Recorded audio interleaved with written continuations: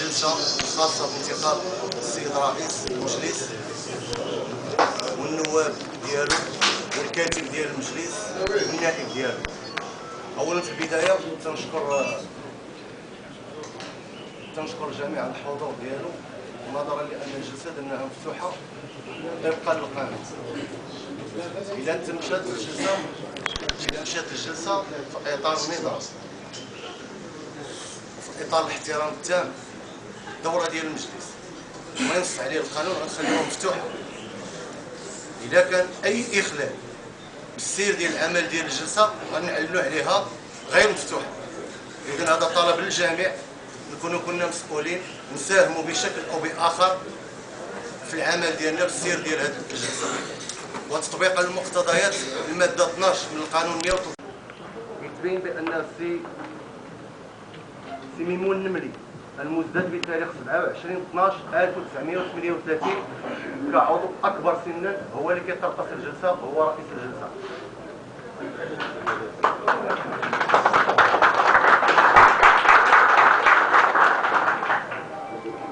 السي الكاتب ديال الجلسة تيكون أصغر عضو في اللائحة ديال السادة المستشارين.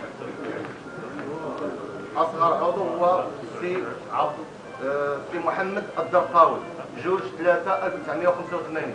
السي الدرقاوي ما حاضرش.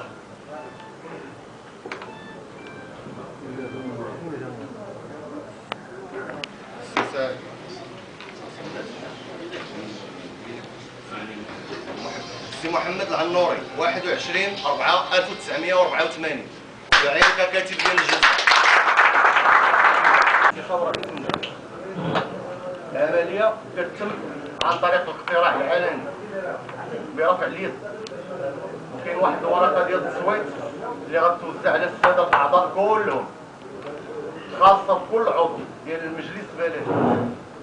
شنو كيتثبت فيها؟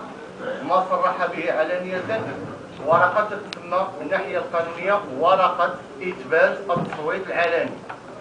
الورقة تيتم فيها العلامة على السيد اللي صوت عليه وكتحمل الاسم الشخصي والعائلي ديال العضو والتوقيع ديالو في التحت، وهي ورقة خاصة بكل مستشار.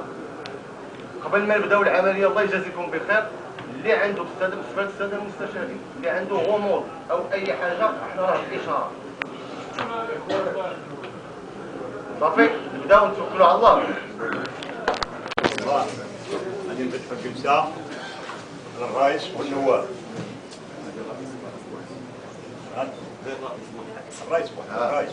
الرئيس شكون يترشح؟